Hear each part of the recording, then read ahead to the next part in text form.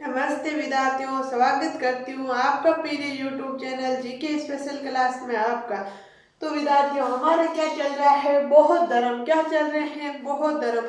बहुत धर्म में गौतम बुद्ध, बहुत धर्म में सिर्फ गौतम बुद्ध ही है। वैसे तो हम पढ़ रहे हैं गौतम बुद्ध के बारे में। तो विद्यार्थियों, हमने कल क्या पढ़ा था, परसों क्या पढ़ा था, 2 दिन की बातें मैं शॉर्ट, बिल्कुल शॉर्ट, मतलब मोस्ट एक दो बातें आपको याद दिला देती हूँ ताकि आपको अच्छा लगेगा कि हाँ उससे आगे बढ़। वैसे तो आपको बताना चाहिए कि मैम आज हम ये पढ़ेंगे, लेकिन मैं बता रही हूँ तो आप ध्यान से सुन लेना, उसके आगे ये पढ़ेंगे। तो हमने पहले पढ़ा था सॉरी, हमने पढ़ा था गौतम बुद्ध का वास्तविक नाम। गौतम बुद्ध का वास्तविक नाम क्या है विद्यार्थियों? सिद्धार्थ। क्या है? सिद्धार्थ। सिद्धार्थ है जन्म। गौतम बुद्ध का जन्म कब हुआ था? 563 में। 563 में गौतम बुद्ध का जन्म हुआ। पिता, गौतम बुद्ध जी के पिताजी कौन थे? गौतम बुद्ध के पिता थे सुद्योधन। कौन थे विद्यार्थियों? सुद्योधन। माता, गौतम बुद्ध के माता का नाम क्या था? गौतम बुद्ध के माता का नाम था महामाया। क्या था विद्यार्थियों? महामाया गौतम बुद्ध के माता का नाम था। पालन पोषण, गौतम बुद्ध का पालन पोषण किसने किया था? गौतमी ने। गौतम बुद्ध का पालन पोषण उनकी मौसी गौतमी ने किया था। किसने किया था? गौतमी ने। विवाह, गौतम बुद्ध का विवाह कहाँ हुआ था? किसके साथ हुआ था? गौतम बुद्ध का विवाह यशोधरा, जिसका नाम हमने गोपा, बीमा, अलग अलग मतलब नाम पढ़े थे, वो तो उनके अन्य नाम था, वो मोस्ट नाम है यशोधरा। यशोदा किसके पत्नी का नाम है विद्यार्थियों? महावीर स्वामी जी के पत्नी का नाम है यशोदा, कंफ्यूज मत होना। फिर पढ़ा था हमने पुत्र। पुत्र का नाम क्या था? राहुल। इसके बीच में हमने 5-6 संकेत वगैरह बातें पढ़ी थी, वो मैं बातें नहीं बता रही हूँ, मैं सिर्फ ऊपरी ऊपरी बातें ऐसे मेन पॉइंट बता रही हूँ। ये पॉइंट हमने पढ़ा। फिर पढ़ा था हमने गृह त्याग। 29 वर्ष की आयु में गौतम बुद्ध ने गृह त्याग किया था। वो फिर गुरु बनाया। गुरु किसको बनाया था? आलार कालम। आलार कालम को गुरु बनाया था। तो आलार कालम ने इनको क्या शिक्षा दी थी? सांख्य दर्शन की। क्या थी विद्यार्थियों? गुरु तो 2 बनाए, एक वो राजा वो बनाया था, उनका नहीं पूछते, यहाँ से यही पूछते हैं गौतम बुद्ध जी गुरु किसको बनाया था? आलार कालम को बनाया था। आलार कालम ने गौतम बुद्ध को क्या शिक्षा दी थी? सांख्य दर्शन की शिक्षा दी। फिर हमने पढ़ा था तपस्या। गौतम बुद्ध ने तपस्या तपस्या किनके साथ की थी? गौतम बुद्ध ने 5 शिष्यों के साथ तपस्या की थी विद्यार्थियों। फिर हमने पढ़ा था ज्ञान प्राप्त। गौतम बुद्ध को 35 वर्ष की आयु में ज्ञान प्राप्त हुआ था विद्यार्थियों। कितनी वर्ष की आयु में? 35 वर्ष की आयु में। फिर हमने पढ़ा था उपदेश। गौतम बुद्ध ने उपदेश क्या क्या दिए थे वो पढ़े थे। फिर हमने पढ़ा था मृत्यु। गौतम बुद्ध की मृत्यु कब हुई थी? 483 ईसा पूर्व में 80 वर्ष की उम्र में गौतम बुद्ध की मृत्यु हुई थी विद्यार्थियों। फिर हमने पढ़ा था प्रमुख शिष्य। गौतम बुद्ध के प्रमुख शिष्य कौन कौन से थे? तो हमने पढ़ा था आनंद सबसे प्रिय शिष्य था। ऐसे करके हमने गौतम बुद्ध के 8 शिष्य पढ़े थे विद्यार्थियों। तो उससे आगे आज हम पढ़ेंगे प्रमुख शिष्य। शिष्य पढ़ लिए थे तो शिष्य पीछे क्यों रहेगी? तो आज हम पढ़ेंगे प्रमुख शिष्य विद्यार्थियों, यहाँ से पढ़ना है। ये बात मैंने इसलिए बताई ताकि आप भूलो नहीं। आप भी अगर आप पढ़ने बैठो तो पिछला पूरा ऐसे याद करो कि कल हमने क्या क्या पढ़ा था। मैं तो ऐसे मेन पॉइंट आपको बता रही हूँ, आप एक रखो फिलो, उसमें पूरा लिखो डिटेल से। कल हमने क्या पढ़ा था तो शुरू से लिखो। गौतम बुद्ध का वास्तविक नाम सिद्धार्थ, माता का नाम, पिता का नाम, पत्नी का नाम, पुत्र का नाम, वो बीच की सारी बातें आपको लिखनी है। आप लिखे फिर आज का आप लिखना शुरू करना, नोट्स बनाना। तो आज हम क्या पढ़ेंगे? प्रमुख शिष्य। गौतम बुद्ध की प्रमुख शिष्य कौन सी थी? तो बुद्ध ने अपने प्रिय शिष्य आनंद के कहने पे, प्रिय शिष्य कौन था? आनंद। आनंद के कहने पे सर्वप्रथम वैशाली नगर में, सर्वप्रथम विद्यार्थियों वैशाली नगर में महिलाओं को बौद्ध संघ में शामिल किया। ऐसा माना जाता है गौतम बुद्ध ने अपने प्रिय शिष्य आनंद ने गौतम बुद्ध को बोला कि आप महिलाओं को भी शामिल कर लो। तो वैशाली नगर में महिलाओं को भी शामिल किया। किसमें किया था विद्यार्थियों? गौतम बुद्ध में बौद्ध संघ में। किसमें किया था? बौद्ध संघ में। फिर विद्यार्थियों शिष्य कौन कौन थी? तो कौन सी थी? प्रजापति गौतमी। गौतम बुद्ध की पहली शिष्य थी प्रजापति गौतमी, जो कौन थी? गौतम बुद्ध की मौसी थी, जो गौतम बुद्ध को पालन किया था, पालन पोषण करने वाली। तो प्रजापति गौतमी बौद्ध धर्म की प्रथम भिक्षुणी। भिक्षुणी क्या होती है विद्यार्थियों? भिक्षुणी होती है साध्वी, जिसे हम ऐसे आम भाषा में बोलते हैं साध्वी। तो प्रथम भिक्षुणी कौन थी? प्रजापति गौतमी बौद्ध धर्म की प्रथम भिक्षुणी थी। तो विद्यार्थियों ऐसे आ जाता है गौतम बुद्ध की प्रथम शिष्य कौन थी या प्रथम भिक्षुणी कौन थी? तो कौन थी? प्रजापति गौतमी। फिर नंदा कौन थी? नंदा गौतमी की पुत्री। नंदा कौन थी? गौतमी की पुत्री थी विद्यार्थियों नंदा। फिर खेमा या सेमा मध्य के राजा बिंबिसार की पत्नी थी। खेमा या सेमा वो भी गौतम बुद्ध की शिष्य बनी। फिर से सामावती। सामावती कौन है? वत्स नरेश उदयन की पत्नी। वत्स नरेश उदयन की पत्नी सामावती भी क्या बनी? गौतम बुद्ध की शिष्य है। फिर विशाखा। विशाखा क्या है? श्रावस्ती की महिला जिसने पूर्वाराम विहार बनवाया था वो भी गौतम बुद्ध की क्या बनी? शिष्य है। फिर आम्रपालिका वैशाली की गणिका थी विद्यार्थियों। वैशाली की एक गणिका थी आम्रपालिका वो भी गौतम बुद्ध की शिष्य बनी। तो विद्यार्थियों इसको देखो एक बार। फिर हम क्या पढ़ेंगे? अगला पॉइंट है विद्यार्थियों बौद्ध धर्म की शिक्षाएं। बौद्ध धर्म की शिक्षाएं क्या क्या थी? बुद्ध ने क्या क्या शिक्षाएं? तो मूल आधार पर 4 आर्य सत्य। इसको ऐसे माना जाता है मूल आधार पर 4 आर्य सत्य थे विद्यार्थियों जो बौद्ध धर्म की शिक्षाएं थी। कौन कौन से? दुख समुदाय, दुख निरोध प्रतिवर्ती गामिनी। दुख समुदाय दुख निरोध प्रतिपति गामिनी। तो क्या है विद्यार्थियों? दुख विश्व दुखों से भरा है। गौतम बुद्ध ने सबसे पहले क्या किया? बताया था 4 शिक्षाएं दी यानी मूल आधार पर 4 आर्य सत्य बताए थे। दुख उन्होंने बताया था विश्व दुखों से भरा, ये पूरा संसार विद्यार्थियों दुखों से भरा पड़ा है। फिर क्या बताया? दुख समुदाय यानी दुख के कारण, तरसना या लालसा। समुदाय यानी कारण, दुख समुदाय यानी कारण। आप चाहो तो यहाँ लिख भी लेना कारण। क्या कारण थे दुख के? तो तृष्णा या लालसा। तृष्णा या लालसा दुख हमारे लालसा थे। हमारे पास 100 रुपए तो हम चाहते हैं 200 हो जाए, 100 रुपए और कमा लेते हैं, मतलब लालसा आगे से आगे। वो दुख का समुदाय यानी दुख का कारण था। दुख निरोध दुखों को रोका जा सकता है। दुख निरोध यानी गौतम बुद्ध ने कहा था दुखों को रोका जा सकता है। दुख निरोध प्रतिपत्ति गामिनी यानी दुखों को रोकने के मार्ग। दुखों को रोकने के मार्ग तो यहाँ ऊपर मैंने लिखा है विद्यार्थियों। आप ये बात आप यहाँ नीचे या बराबर में लिखना। मेरे जगह नहीं थी तो मैंने ऊपर लिख दिया। मैंने सोचा आपको नीचे दिखाई नहीं देगा। कितने बताए विद्यार्थियों? 8। क्या कहलाए वो? 8 यानी दुखों के रोकने के कारण या मार्ग कितने बताए विद्यार्थियों? गौतम बुद्ध ने 8 बताए थे। तो ऐसे प्रश्न आएगा गौतम बुद्ध ने दुखों को रोकने के कितने कारण बताए? 8 बताए थे। 8 वो कारण क्या कहलाए विद्यार्थियों? तो अष्टांगिक ये टा है विद्यार्थियों। आपको पता नहीं क्या लग रहा है? टा है ये। अष्टांगिक मार्ग बताया था जो कहलाया था विद्यार्थियों। तो आप एक बार इसका स्क्रीनशॉट लो फिर हम ये अष्टांगिक यानी 8 पढ़ेंगे। चलो आगे चलते हैं। आप लिख लो। तो लिखो विद्यार्थियों प्रमुख शिष्याएं कौन कौन सी हैं? बुद्ध ने अपने प्रिय शिष्य आनंद के कहने पर सर्वप्रथम वैशाली नगर में महिलाओं को भी बौद्ध संघ में शामिल किया। क्या है? बुद्ध ने अपने प्रिय शिष्य आनंद के कहने पर सर्वप्रथम वैशाली नगर में महिलाओं को बौद्ध संघ में शामिल किया। 1 नंबर लिखना विद्यार्थियों कौन कौन सी शिष्याएं थी? प्रजापति गौतमी बौद्ध धर्म की प्रथम भिक्षुणी थी। 2 नंबर लिखना विद्यार्थियों नंदा गौतमी की पुत्री थी। उससे आगे 3rd नंबर लिखना खेमा या सेमा। उसके आगे लिखना मगध के राजा बिंबिसार की पत्नी थी खेमा या सेमा। फिर अगली 4 नंबर लिखना सामावती कौन थी? वत्स नरेश उदयन की पत्नी थी। फिर विद्यार्थियों इससे 4 के आगे 5वां नंबर ये है, यहाँ लिखाया मैंने तो देख लेना। विशाखा का क्या थी? कौन थी? श्रावस्ती की महिला जिसने पूर्वाराम विहार बनवाया था। फिर लिखना 6 नंबर लिखना आम्रपालिका कौन थी? वैशाली की गणिका थी एक विद्यार्थियों आम्रपालिका। अगला पॉइंट लिखना विद्यार्थियों बौद्ध धर्म की शिक्षाएं। प्रमुख शिक्षाएं अब है बौद्ध धर्म की शिक्षाएं देखना विद्यार्थियों। तो इससे आगे लिखना विद्यार्थियों, मूल आधार पे 4 आर्य सत्य बताए थे बुद्ध जी ने। तो आपको इतना ही लिखना है, बौद्ध धर्म की शिक्षाएं। उससे आगे लिखना मूल आधार 4 आर्य सत्य।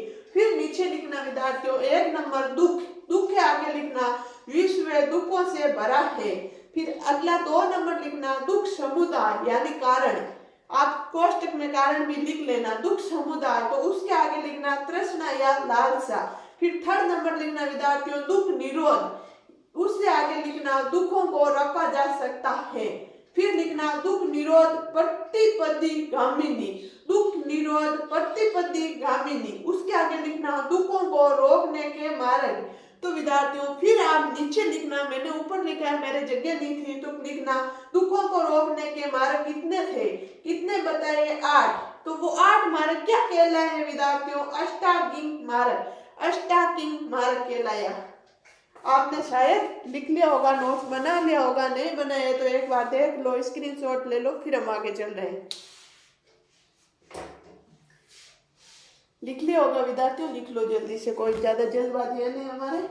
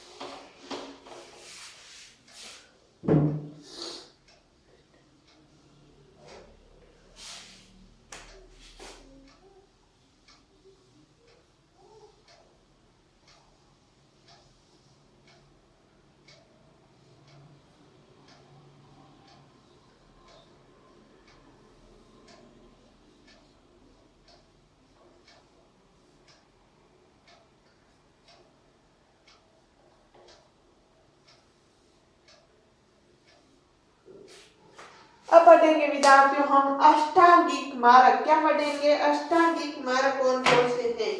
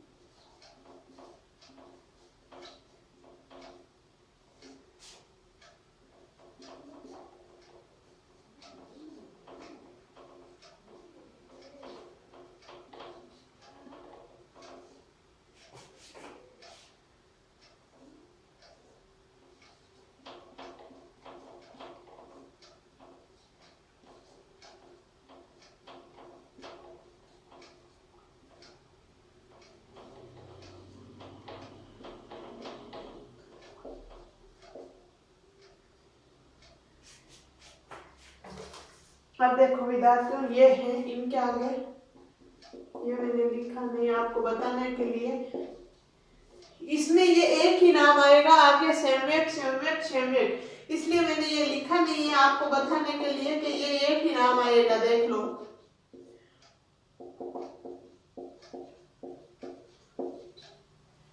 मैंने लिख दिया ये।